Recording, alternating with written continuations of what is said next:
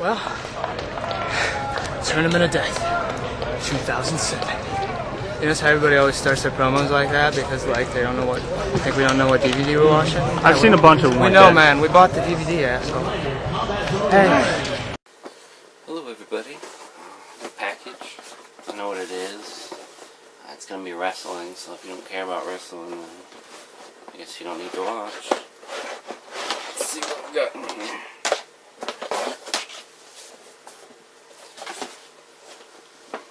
I haven't seen any of these, I just got them.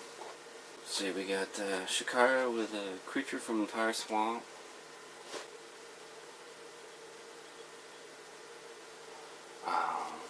They always have the best covers. Looks like a pretty decent event, so I'm excited to see that. We got CZW Cage of Death. This is from last December. It's always one of their big events. They flew in someone from Big Japan. Every year they seem to have a different cage, so it's going to be interesting to see what they do. We got Brink of Death 4. It's a deathmatch tournament. Another Shakara event. You got Operation Big Freeze, another great cover. And the one I'm probably most excited about seeing is Carnage Cup 7. This was from this year, like it happened a month ago. Well, since I got you here, might as well show you all this other wrestling I got here. These are ones I know I've watched, but some of them I can't remember at all. Let's start with the kind of shoot interviews. You got Sekou Shooter, the Drake Younger story.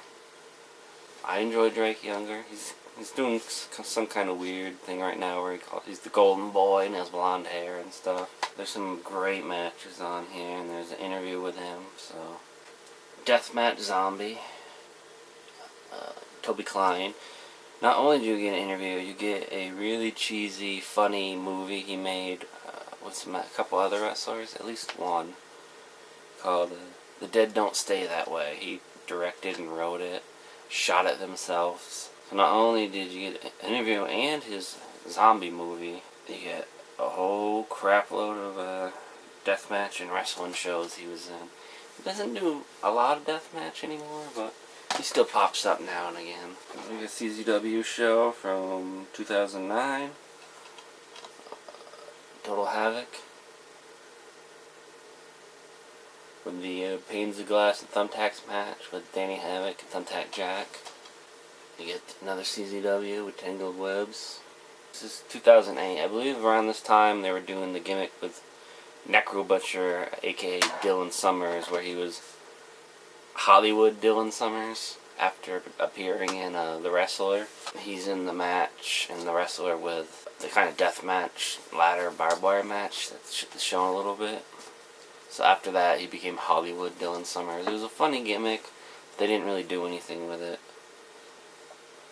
And you got 2008's Tournament of Death. Again, I don't remember what really happens in this. I vaguely remember it. You get Carnage Cup 6. I like the cover on this one. It's kind of, Tales from the Crypt from last year. And you get Carnage Cup 5. I remember this one being pretty decent. They had a lot of decent wrestlers in it. 2009. So then you got Brink of Death 2 with Brink of Death 1 as a bonus. So 1 and 2. And you got Brink of Death 3. As you saw, I just got Brink of Death 4. So got Masters of Pain 2009. Masters of the Pain was IWA East Coast, and they're always some of the best. Usually 8 guys, so it's kind of a smaller event, but it's singles and goes to singles, and then the finals is singles. You got and each one always has a guy from BJW. I remember a lot of great spots in this one, so I definitely remember this one being great. You got Masters of Pain 2008. Another good event. Another BJW guy. This time they also brought in Thumbtack Jack.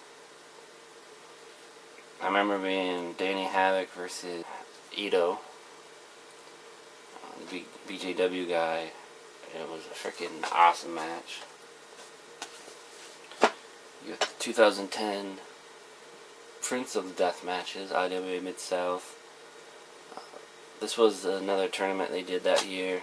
The idea of the winner gets to be in the 2010 King of the Death Matches. Overall, I remember it being pretty decent. With the 2009 King of the Death Match tournament, you can see here, there's OMG, before he became Kyle Threat. That gimmick was so lame. I don't know if he's still doing it or not, where he took off the mask and he had like blonde hair and camo shorts. I really didn't get it. The thing with the King of the Death Match is it's a 2-night event with like crap load of wrestlers. So they have night 1 and then night 2 is the the finals and some more matches. So it's a pretty long event. You have all the bigger names in it. I remember Nate Webb showed up, who had been gone for a while. So it was interesting to see him back. Danny Havoc, OMG is in it, which is kind of odd that then later in 2009 he's in the Prince to get into the other ones since he's already been in it. You got Masada, you got Nick Gage, Thumbtack Jack, Necro Butcher, so if you're into the violence, there you go. 2008 Double Death Tag Team Tournament. I think they've had two of these shows. Same formula as the King of the Death Match, except for now it's tag teams. Queen of the Death Matches from 2008. Some of these are hit and miss with the queens. Some of them are just downright horrible.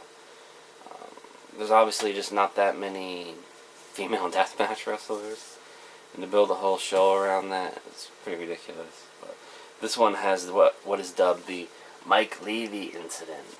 Kind of shoot style. They're really doing these brutal moves to him, like, because he wasn't selling stuff. Get the 2008 King of the Death Matches. I can kind of see the trend going here. But you also got Corey Shaddix, which I don't know what happened to him, but I enjoyed him. He was kind of a chubbier, younger guy, but he was willing to do spots and stuff, so hopefully he'll show back up this year in some tournaments. Of course, you got Danny Havoc, you got Madman Pondo, Insane Lane before he retired. The match I remember the most is the Barbed Wire Madness, which was Scotty Vortex versus Dustin Lee versus Drake Younger, which they called themselves at the time the Naptown Dragons. They all trained together. They also trained with OMG, but at this time, overall, he was mostly, a straight wrestler. Thanks for watching. If anyone's interested, I'm going to watch these pretty soon.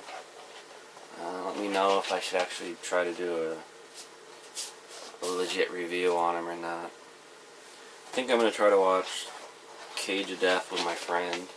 Maybe he'll leave his opinion on it as well.